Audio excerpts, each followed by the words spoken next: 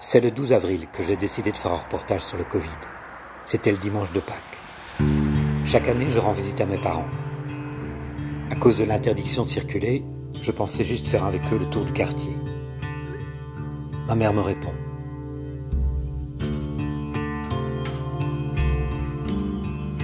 Incivique, elle a dû entendre ça à la télé.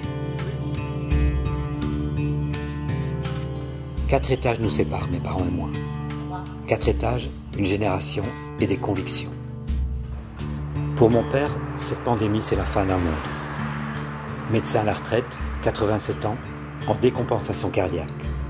Une cible parfaite pour le Covid.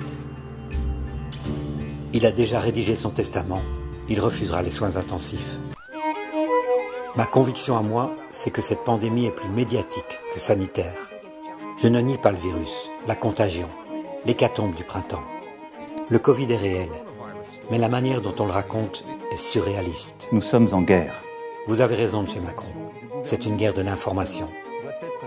Les prévisions alarmistes, accouchées par des modèles épidémiologiques, sont une arnaque. L'expert Neil Ferguson nous avait déjà trompés pour Ebola, pour le SRAS. En 2005, il a prédit 200 millions de morts pour la grippe aviaire. Au final, il y a eu 282 décès. Ferguson en remet à nouveau pour le Covid. 500 000 morts en France. Il y en aura 30 000. Les médias raffolent des oiseaux de mauvais augure.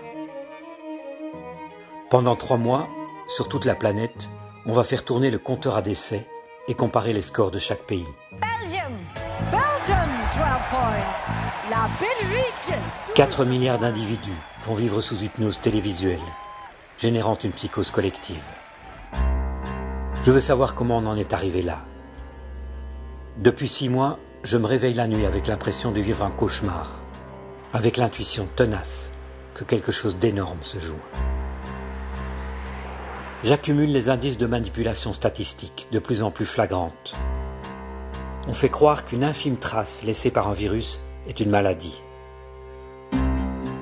On ne fait plus le décompte des morts, puisqu'ils sont rares. On cumule les tests positifs. On impose le port du masque en plein air, sans aucune évidence scientifique de son utilité. Et avec nous en plateau, l'épidémiologiste Marie Gilbert. Les grands médias continuent d'inviter les mêmes experts. Certains ont des conflits d'intérêts. Et toujours le même discours. Pas de retour à la vie normale avant le vaccin, présenté comme la panacée. Qui nous dit ça? Van Latem, Van Ranst. Ceux qui en 2010 nous ont vendu le vaccin GSK pour stopper le virus H1N1. Un flop monumental. Les médias ont la mémoire courte. Pourquoi le soir ne rappelle-t-il pas qu'en 2015, la grippe, la bête grippe, avait provoqué 6000 décès supplémentaires? Sans hystérie, sans masque et sans matraque.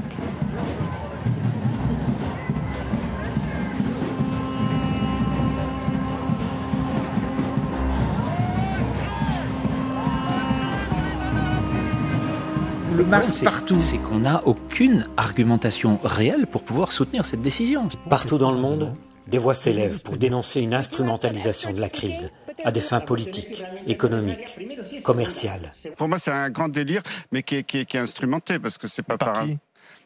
Par Big Pharma. Tout ça est instrumentalisé. Vous savez quoi? On va tout de suite vous dire, vous êtes complotiste, professeur Perron. En Wallonie, certains pourtant... En Belgique, les télés ont mis des mois avant d'inviter sur leur plateau des professionnels de la santé qui contestent le discours dominant. Si on donne des nombres absolus, ça ne veut rien dire nulle part. Il était temps.